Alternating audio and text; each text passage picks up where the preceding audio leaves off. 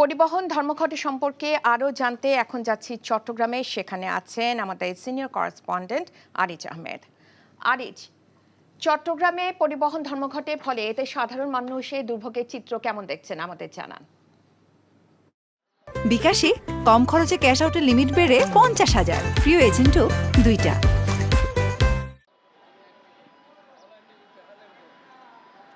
হ্যাঁ রাইকা, সকাল থেকে আসলে চট্টগ্রামের সাথে শুধু যে 4টি উপজেলার বা 4টি জেলার আসলে সংযোগ বিচ্ছিন্ন তা নয়, চট্টগ্রামের সাথে আসলে 51টি বেশি জেলার আসলে সংযোগ বিচ্ছিন্ন হয়ে আছে।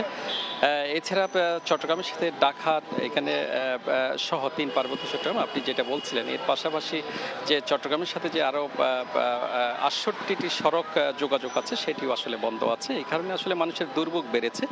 অনেকে হয়তো চট্টগ্রাম শহরের আশেপাশে যে 15টি উপজেলা আছে সেখান থেকেও নিয়মিত শহরে গণপরিবহনের মাধ্যমে চট্টগ্রাম শহরে আসা যাওয়া করে ব্যবসা বাণিজ্য কর্মস্থলে যোগ দেন, তারাও কিন্তু আসতে আসলে ব্যাগ পেতে হয়েছে। এছাড়া দূরপাল্লার যেসব যানবাহনের আজকে সপ্তাহের প্রথম দিন যে কর্মদিবসে আসার কথা সেগুলো আসলে প্রবেশ করতে পারেনি, সেইখানেও আসলে মানুষের দুর্ভোগ বেড়েছে বেশি।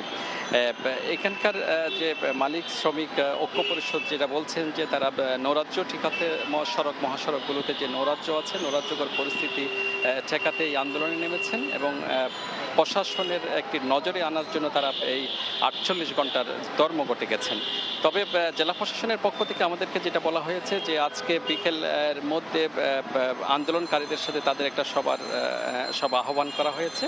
হয়তো সেই সভা থেকে যদি ইতিবাচক কোনো খবর আসে, হয়তো আজকের মধ্যে হয়তো এটা কর্মসূচি তুলে নেওয়ার একটা সম্ভাবনা আছে। তবে সেই কোন পর্যন্ত অপেক্ষা করতে হবে।